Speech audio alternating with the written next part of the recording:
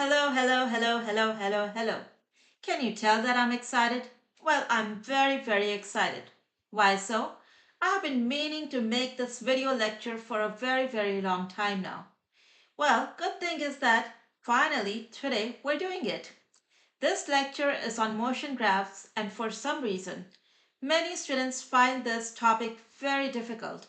They mix up different kinds of graphs, they don't know how to go from one kind of graph to the other, and from this kind of graph to the other, and so on.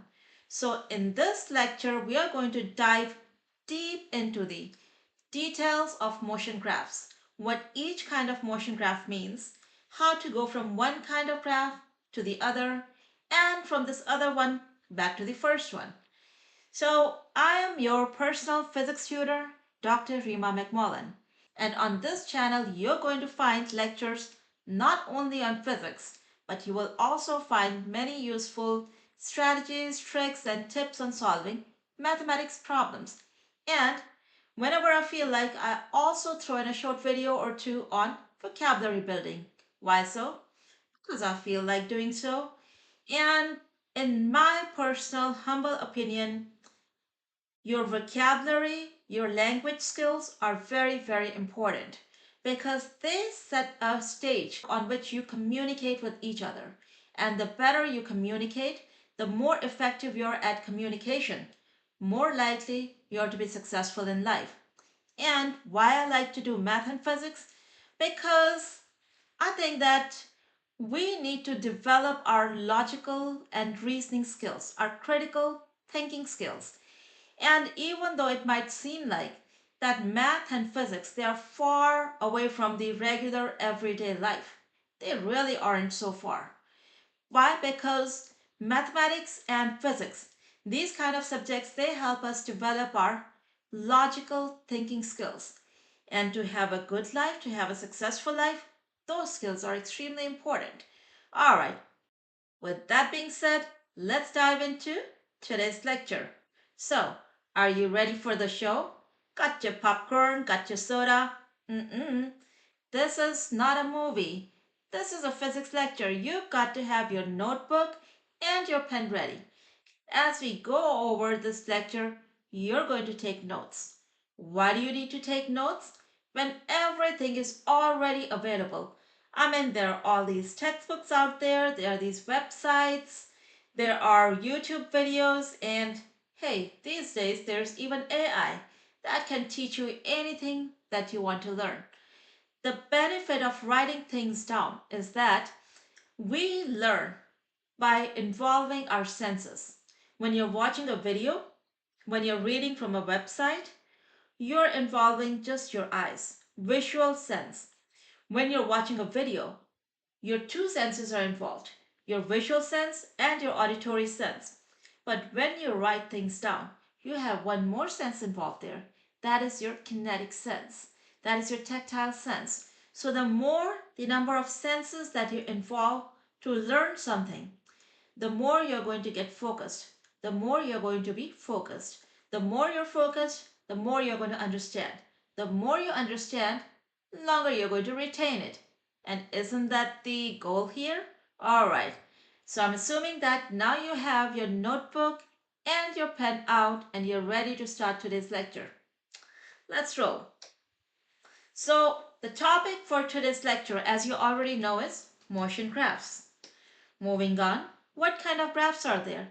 The first kind of motion graph that we're going to look at is going to be what?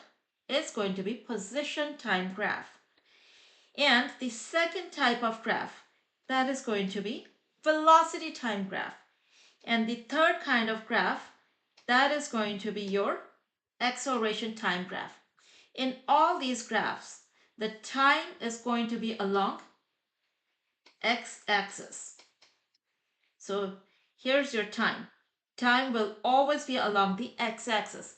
And maybe I should not say x-axis over here, because when you learn about one-dimensional motion, we're going to say that we're traveling along the x-axis. We're traveling along the x-coordinate. And in those cases, in those scenarios, we're going to represent that x-coordinate along the what we call as y-axis or the vertical axis. So instead of x-axis, let me call this as the horizontal axis. Okay, moving on. How are these different kinds of graphs related?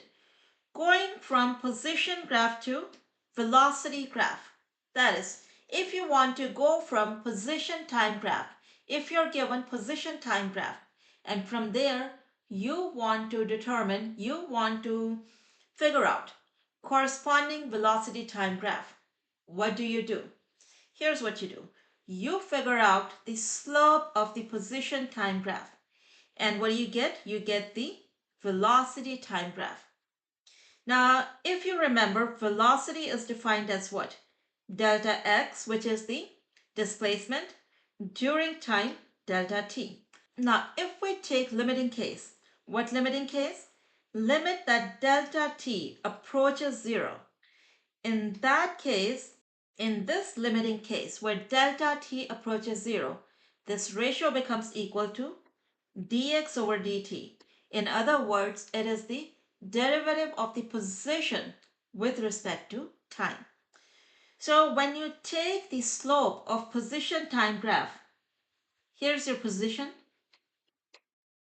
Like I said, we're going to represent position by x. And here's your time. If you take the slope, slope is rise over run. So for rise, which is along the vertical axis, you're going to have delta x. Run, which is along the time axis, you're going to have delta t. So you can see that the slope of position time graph gives you what? It gives you velocity. Got it? I hope so.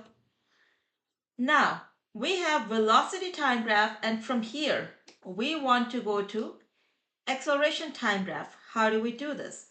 Again, we're going to find the slope of the velocity time graph, and that would give us acceleration time graph. How do we do that? We are going to look at several examples in just a few minutes. Moving on for now.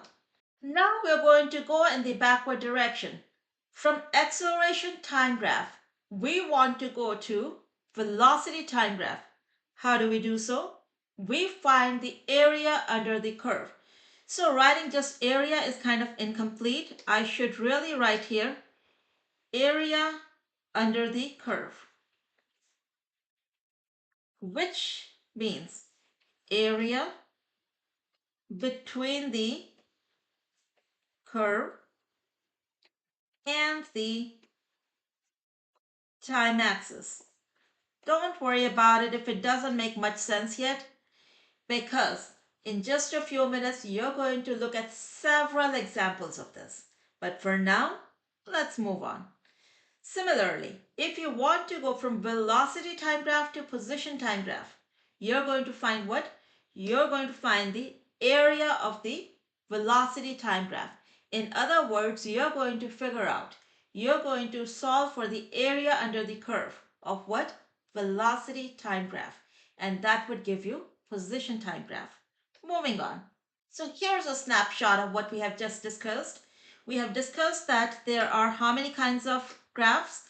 There are total of 3 kinds of graphs: position time, velocity time, and acceleration time. And position time and acceleration time, they are not directly related to each other. Sure, you could go from position time to acceleration time, but you will have to take the slope of position time graph, plot that, and then take the slope of that again. In other words, when you find the slope of position time graph, you get velocity time graph.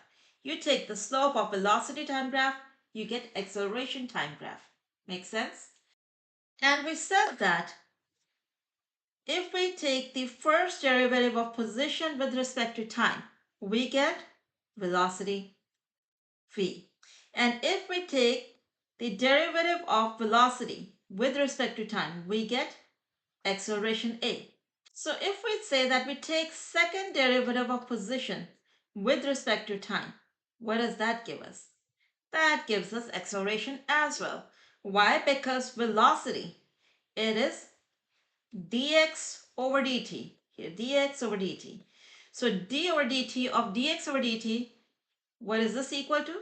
This is equal to d squared x over dt squared. So here we go. This was a quick overview of different kinds of graphs that you're going to see in this chapter and how they are related to each other. And the rest of this lecture, it will be devoted to learning about all the tricks of how to go from one kind of graph to the other. Let's get on to that. You're going to come across different terms such as average speed, instantaneous speed, average velocity, instantaneous velocity, etc. Let's see what each of these terms means. So average speed, it is defined as the total distance traveled divided by total time. And average velocity, it is net displacement divided by total time. Now total distance, it is a scalar. And total time, that's a scalar as well. So the ratio of a scalar to a scalar gives you a scalar quantity. So average speed is a scalar quantity. Net displacement, on the other hand, it is a vector. And total time, that's a scalar. Ratio of a vector to a scalar is going to give you a vector. Therefore, average velocity, it is a vector quantity. Moving on, average velocity during time t. It is going to be equal to slope of xt graph corresponding to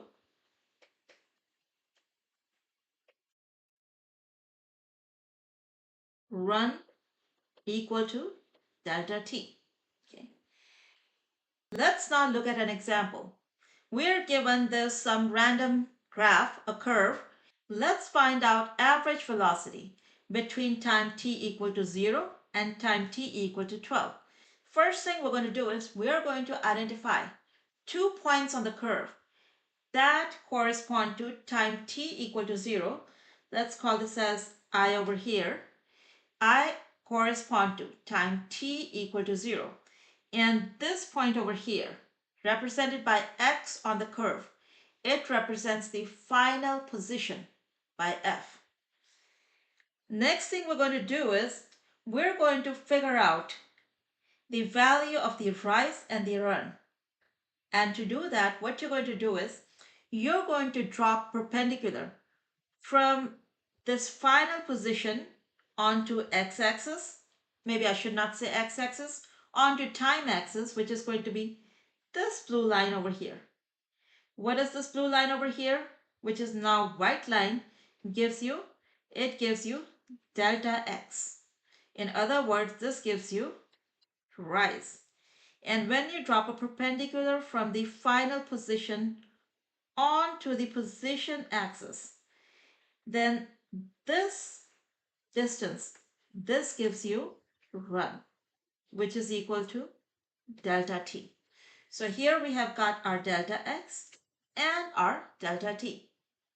And corresponding to the initial position I, well, when you draw perpendicular from here onto the x-axis or to the y-axis, that delta x and delta y, or I should say that delta x and delta t are both 0.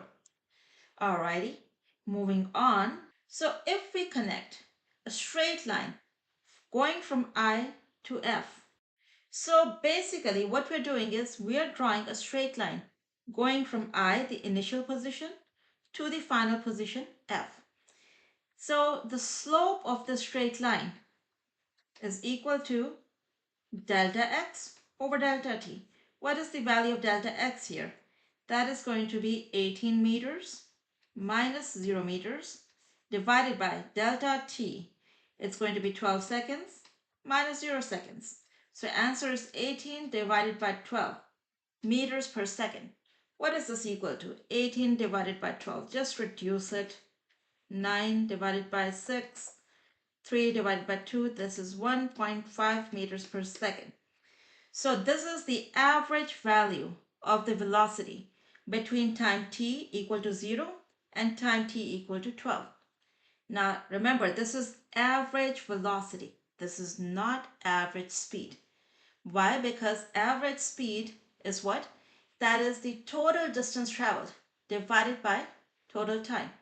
Now, in this case, we can clearly see that even though delta t is same, going from I to F for both the net displacement and total distance, the value of the net displacement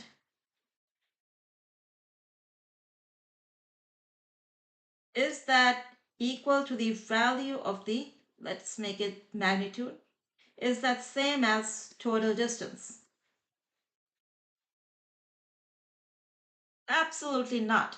You can see that the total distance is along the curve, and the length of the curve, if we took this curve and straightened it out, then the length of the curve will be greater than the net displacement going from I to F.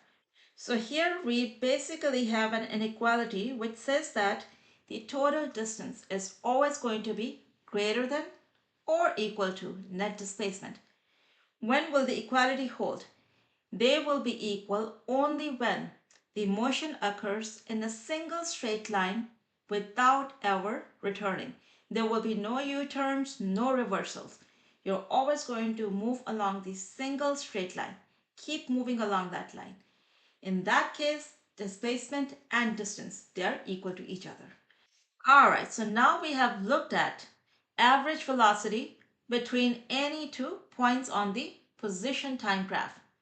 In the example that we discussed, those 2 points were going from time t equal to 0 to time t equal to 12 seconds. So we found the average velocity between the time interval going from time t equal to 0 to time t equal to 12 seconds.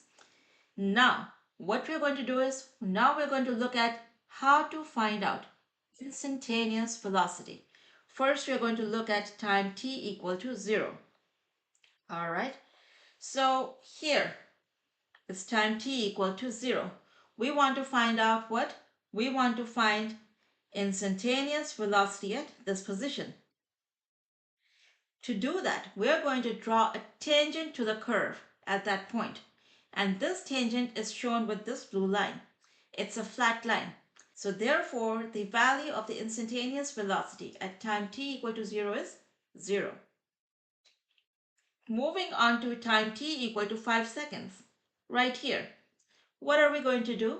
We are going to draw a tangent at this point. So here is the blue line, which represents tangent. We're going to figure out the value of the slope of this tangent line. So here you can see the top of the line goes to about 18 meters. So we're going to make this approximation. Approximately 18 meters minus 0 meters, which is 18 meters. How about delta t? This is, let's say, it's about 11 seconds minus this, make it 1 second. So this is 10 seconds. So what is the value of instantaneous velocity at time t equal to 5 seconds? That is going to be 18 meters divided by 10 seconds equal to 1.8 meters per second. So this is the value of the instantaneous velocity at time t equal to 5 seconds. What would be the value of instantaneous speed?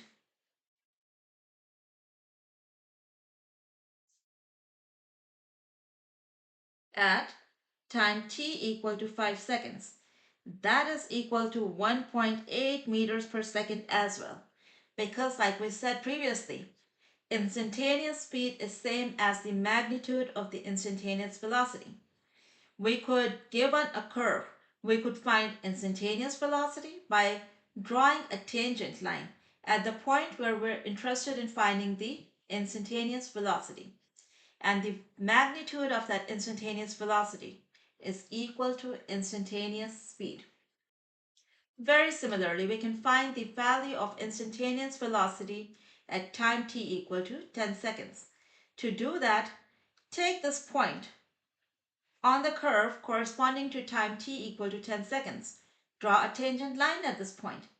And once you have this tangent line, go ahead and find the slope of this tangent line. So going from 5 seconds to 10 seconds, the object has slowed down. Let's see what happens when you go to 15 seconds. So at 15th second, you can see that the value of delta x has further reduced. So in this case, once again, we have this dot at 15 seconds. We drew a tangent line going through that dot. This tangent is to the curve. Once we have that, then take any 2 points on the line, and from there, drop the perpendicular down. So here, I drop this perpendicular down onto the time axis, and I drop perpendicular onto the position axis. Then from this point also, which is I, drop a perpendicular onto the time axis. It comes over here. And the perpendicular onto the position axis, well, this point happens to lie on the position axis. So that perpendicular is already drawn. We didn't even need to draw it. In this case, delta x, its value is 18 meters minus what? 14 meters. And delta t is going to be, this is 8 seconds over here, and minus 0 seconds. So 4 meters divided by 8 seconds is equal to 0.5 meters per second. So as you can see that going from 5 seconds to 10 seconds to 15 seconds, the slope of the tangent and therefore the value of the instantaneous velocity has decreased. Moving on, instantaneous speed. We already know that instantaneous speed is magnitude of instantaneous velocity. Velocity will have a direction, either a positive or negative. Throw away the direction, throw away the sign of the velocity, and you get instantaneous speed. So here, a quick review of what we have done so far. Average velocity during time t. It is equal to slope of position time graph. Instantaneous velocity at time t is slope of the tangent at time t, and instantaneous speed at time t is equal to instantaneous velocity at times t's magnitude. Let's not leave out average speed. What is average speed equal to? Average speed is equal to t dt, total distance traveled, divided by t, total time taken. Alrighty, with this, let's move on to the next slide. We have really interesting looking graph between position and time. So this graph has different positions marked on it, A, B, C, D, E, F, G, H, I. We're going to figure out what is the slope, not quantitatively, but just qualitatively, at different positions on this curve. And we're going to compare the magnitudes of those slopes qualitatively. We're not going to get into numbers here. Well, we can't. This graph doesn't have any numbers. So at point A, to get the slope, what do? You draw a straight line at point A and find the slope of the straight line. How do you find the slope of the straight line? Drop a perpendicular from some point on the line onto the x-axis, delta x. This gives you displacement.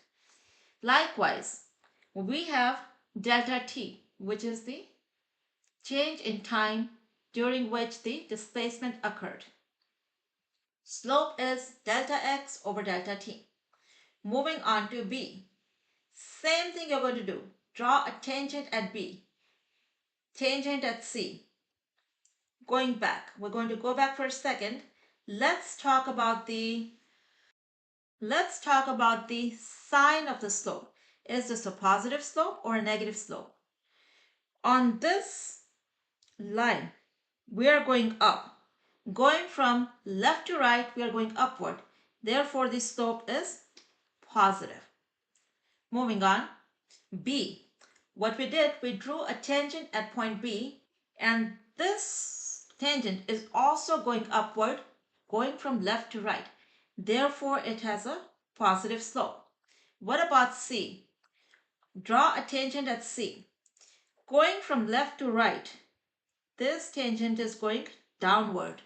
Therefore, it has a negative slope. All right, move to D.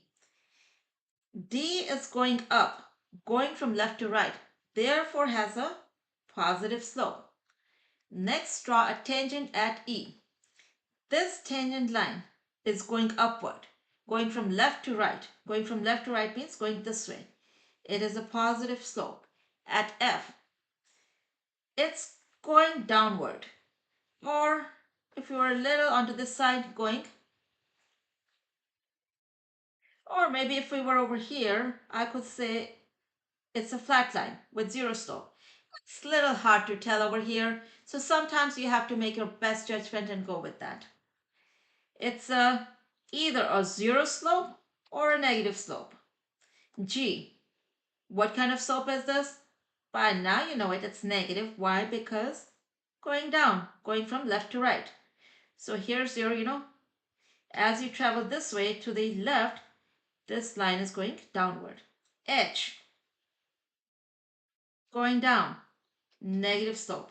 I, flat line, zero slope. So once again, B, positive slope. C, negative slope. D, positive slope. E, positive. F here negative. G, negative. H, negative. I, zero. So these were the directions. These were the signs of the slope. How about the magnitude? Just by looking at it, can you tell where the instantaneous velocity is greater in magnitude? So to do that, let me also draw here this line. This is for A. Which of these lines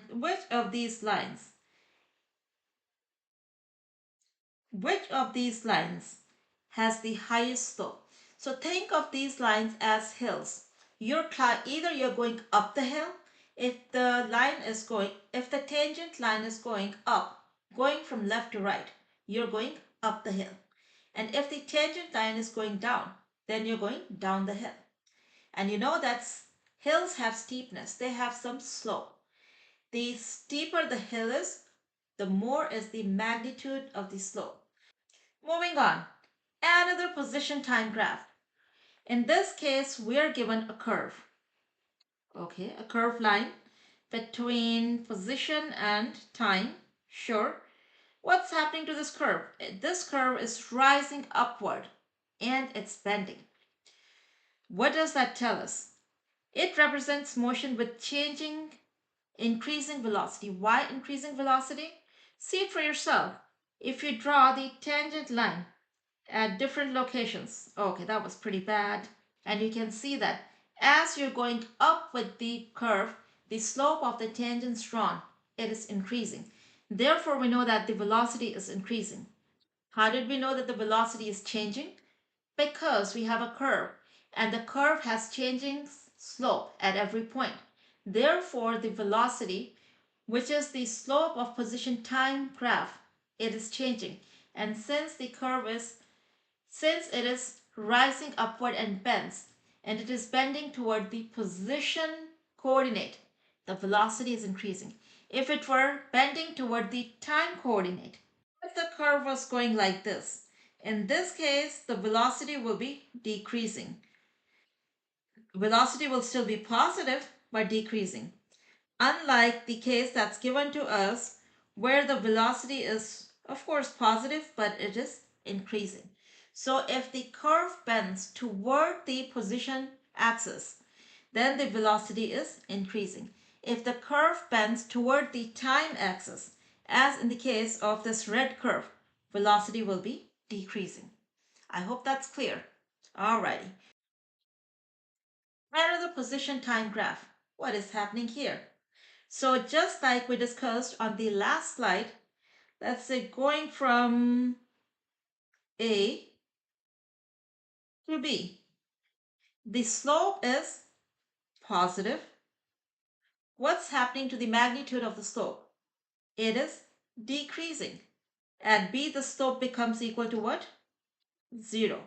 And going from B to C, slope is negative and it is increasing. So we're saying that this object it is initially moving in the positive direction. Okay, let's write it down. So this object is going in the positive direction from A to B. Not just that, it is slowing down. Then what happens at B? It stops. It stops and then it changes direction. Going from B to C, it's going in the negative direction and it is speeding up. Here you go. So this is a summary of this plot over here. Moving on.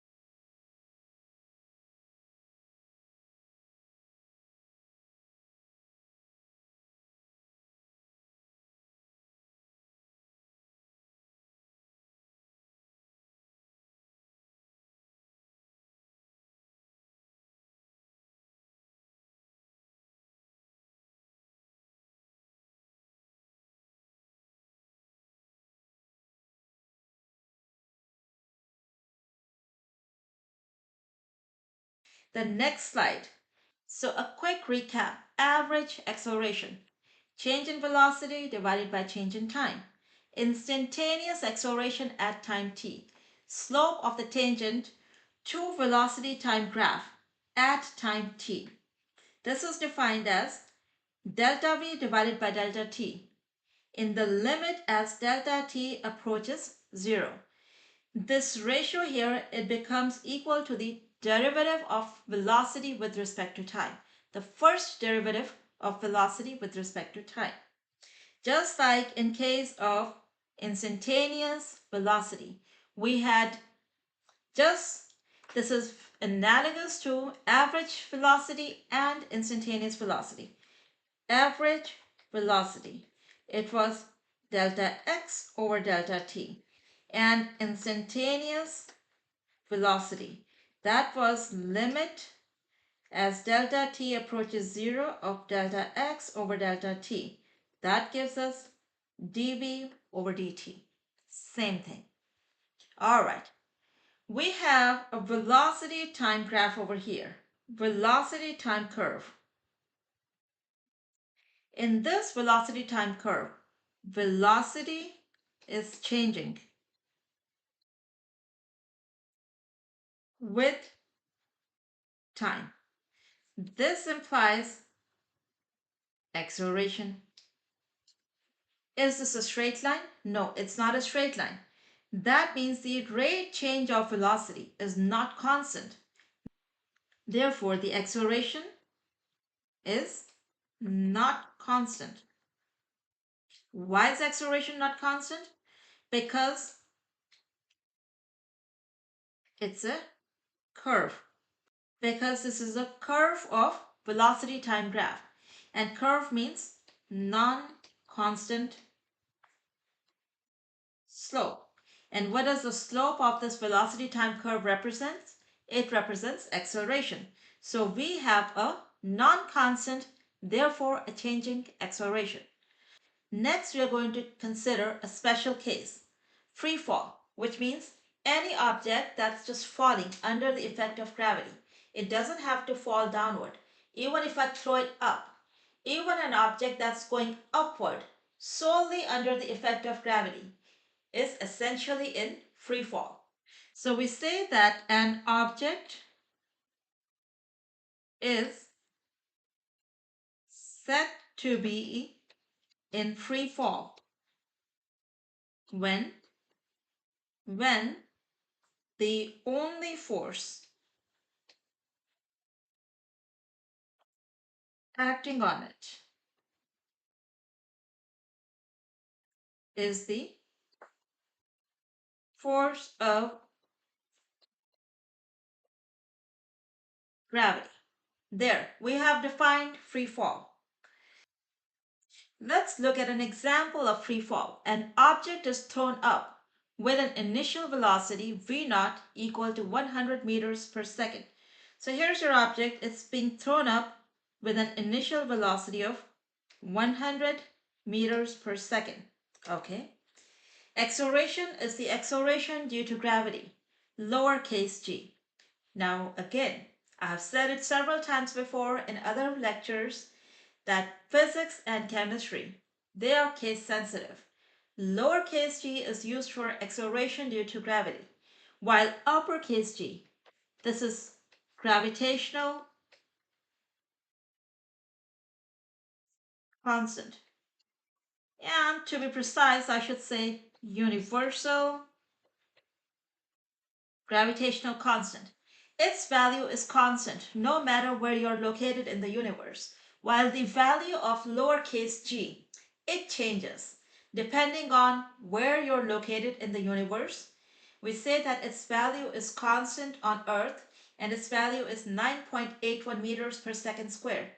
But it can also change depending on whether you're on Mount Everest or you're at the bottom of the ocean floor. So wherever you are, you're going to experience some acceleration due to gravity. But depending on where you are on Earth, that value might be slightly different. And what does this negative sign mean? It means that acceleration is downward. Downward where? downward toward the center of Earth.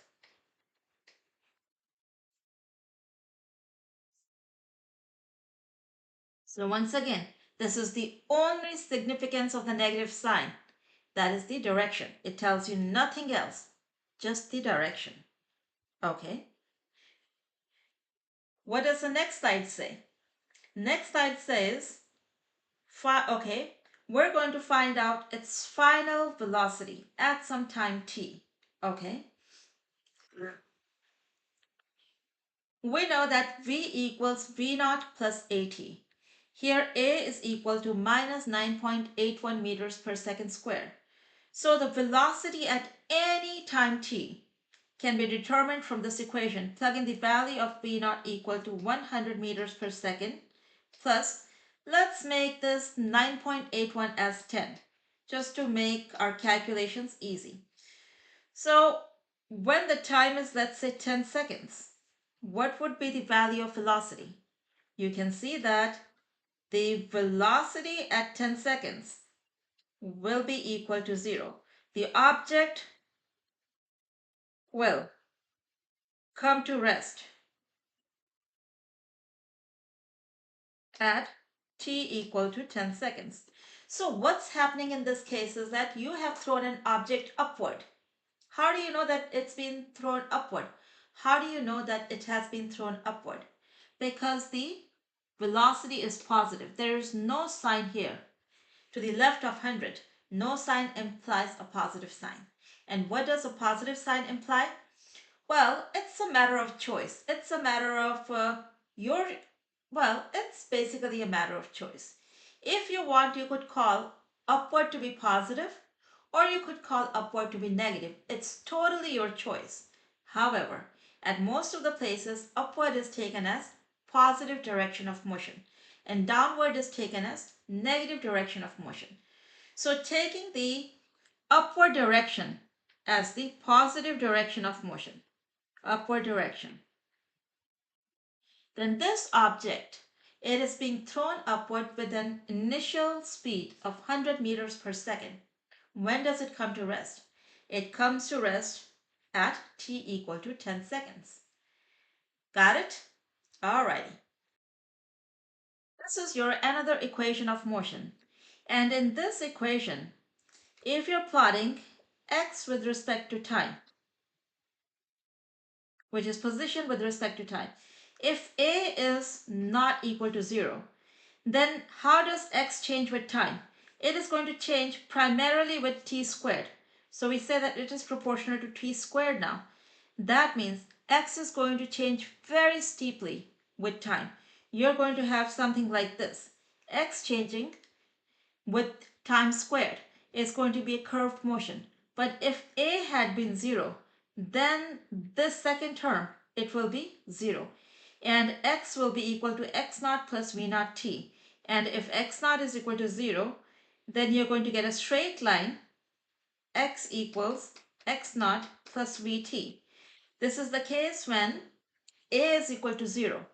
In this case, x is along the y-axis, right? You have this slope, the equation of a straight line. It says that y equals mx plus b. So if you compare these two, what you would see is that this b, this is x naught, initial position. The slope, the y-intercept is equal to initial position in the case where a is equal to 0. And the slope, m, is going to be what? Velocity over here. Why? Because this x is analogous to this time t. So you want to get comfortable comparing a given equation with the equation of a straight line and then making connections like what factor or what term of this given equation corresponds to or is analogous to what term of the equation of straight line. Let me show it to you once again. In case you didn't get it the first time, if you got it, move on to the next slide. So what we're saying is that we have, okay, let's get rid of this curve as well. we have position versus time graph. Acceleration is 0. Okay. Now, we know that typically x minus x naught divided by t minus t naught equals velocity. We know that. Let's take t naught to be equal to 0 and rearrange this equation, and you would get x equals x naught plus vt, which is part of this equation if a is equal to 0. Now, we know that we have a straight line over here, right? So what I'm going to do is I'm going to rewrite this equation as vt plus x naught. Same difference, right? Equate this with the equation of a straight line. Why? Because, hey, this is a straight line. So x, which is the position, that is along the y-axis. Velocity is given by the slope of this line over here.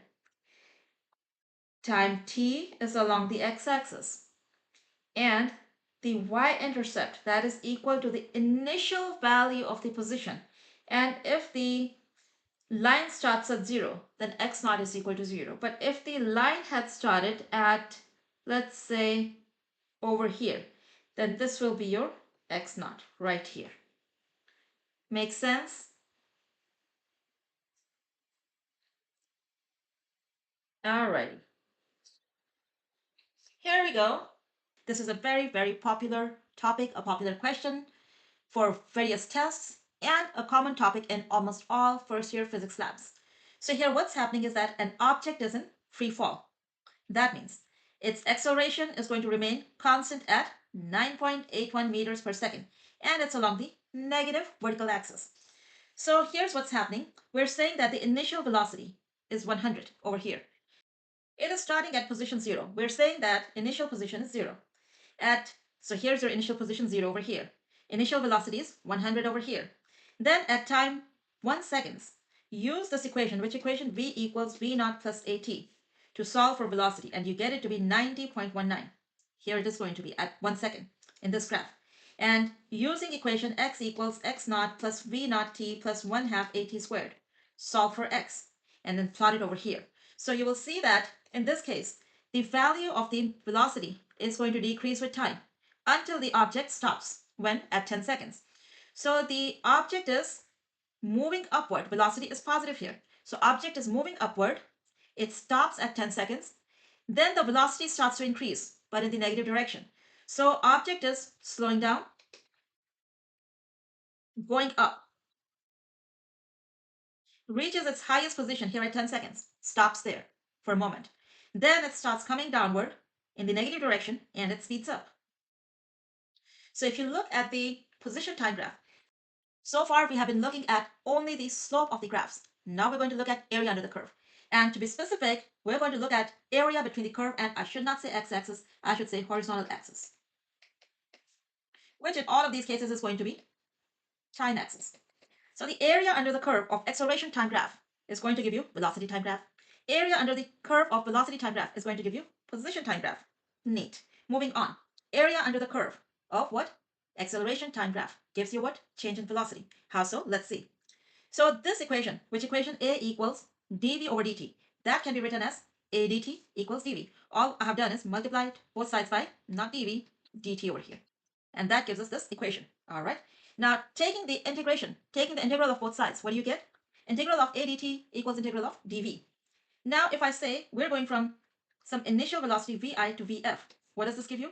V going from vi to vf, which is equal to vf minus vi. This is a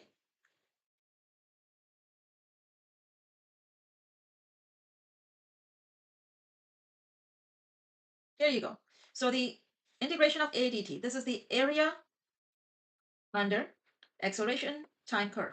And what does this give us? This gives us change in velocity. Okay, here you go. Let's look at an example. Acceleration versus time graph. So here at B, see this line? So here, see, I have now divided this graph into geometrical shapes. How? Let me show it to you. Go down from A, B going down, and from D, I'm going to go upward. Here we go. So what we have here, so here, to get the area under the curve, So to get the area under the curve, we are going to divide this graph into geometrical shapes if we can.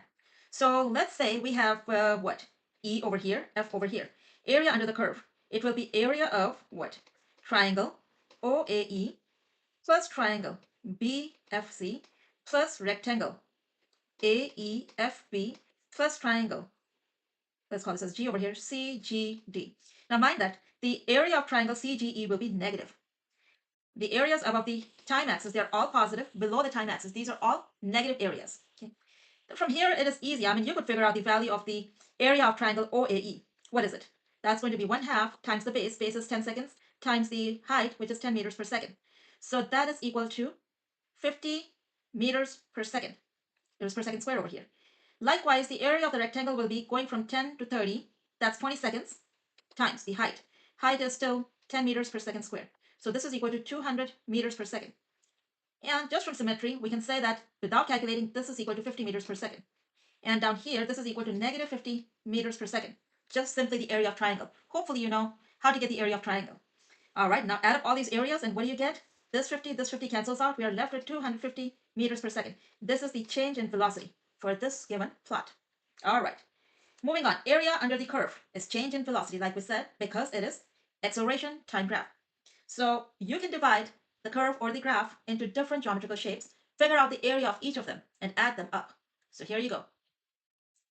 So here, one thing that you need to remember is that the area of DEF, triangle DEF, its area is negative. Why? Because it is below the time axis. Important point. 3 stars. Very, very, very important.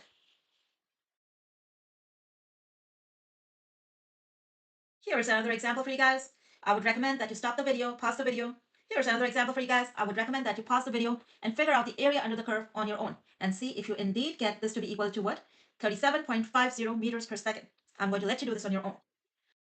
To find the area under the curve, for something like this, you have to either know velocity as a function of time, so you could take its derivative, or you're going to have to make approximations. And whenever you make approximations, you're going to either overestimate or underestimate the area. Or you're going to have to make approximations. In that case, you're going to end up either overestimating or underestimating the area under the curve. So here in this case, as we see, we have divided this area, which is in pink, into different shapes. And this shape over here, we're kind of going to leave it out. And so would we do with this.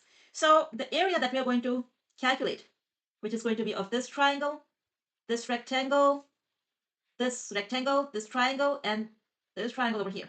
So this is going to be less than the actual area under the curve. Okay, moving on. Just like before, this triangle that is below the time axis, it is going to have negative area. So go ahead to find the displacement, which is the change in position. Add up all these areas first. Find out the value of these areas numerically. I'm sure you can do that on your own. And then add them up and keep in mind that delta x5, it is going to have negative area. Why? Because it is below the time axis. All right. And if you wanted to get distance, then you're going to take the magnitudes of all of these areas. And if you want to find the distance from this graph, add up the magnitudes of all these areas and you will get the distance. Moving on to the next one. Here we have another curve where here we have another, here on the next slide we have another velocity time. Here we have another velocity time graph whose area under the curve gives us change in position or the displacement.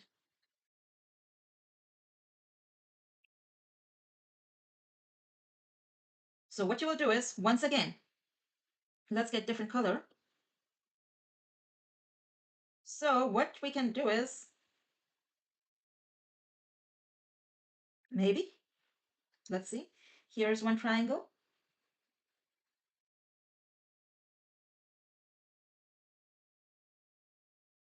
Here's a rectangle. Here's another triangle, another rectangle, another rectangle. Find these areas. And not just that, we could also do this one, we could do this. So find all these areas and add them up. And you're going to get your displacement. And in this case, this displacement is going to be equal to distance traveled as well. Why? Because all the velocity is in the positive direction. And in this case, displacement is, okay, let's get white color. And in this case, displacement will be equal to distance. Why? Because there's nothing below the time axis, so you do not have any negative area. Therefore, distance and displacement, they are equal to each other in this case. Moving on. Here we go, another velocity time graph. What do you think is the displacement here? Just by looking at it, you can tell that the area below the time axis is like a mirror image of the area above the time axis, while we know that area below the time axis is negative and above the time axis is positive. So in this case, what is the value of the displacement? 0. When you add the positive area above the time axis to the negative area below the time axis, since below and above these are symmetric to each other, displacement is 0. While distance will be, you'll have to find the area of these curves and add them up. So since these are symmetric, you can find area of just one of these. So here we go.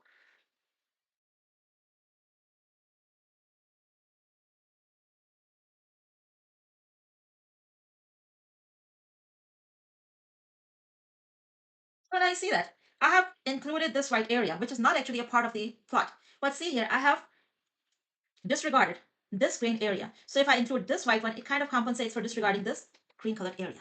So you might have to make some compensations over here to make the best approximation that you can. I hope that it's making sense. All right, area under the curve of velocity time graph, another one. All I'm going to say is this is negative area, positive area, positive area. If you're finding displacement, would the positive totally cancel out the negative? Not so sure.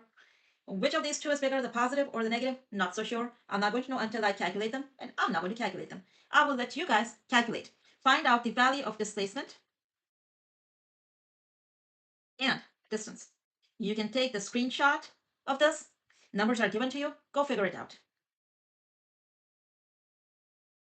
So this was our video lecture on motion graphs and freefall. I hope that you found it useful. If you think that there's anything I could do better other than bringing these videos to you more frequently, please do let me know. Of course, I'm going to keep trying to bring these videos to you more frequently, but this is my hobby. This is my, what do I say? This is my sometimes evening and usually weekend job. Not even a job, it's a hobby. So please do hit that like button and subscribe to the channel.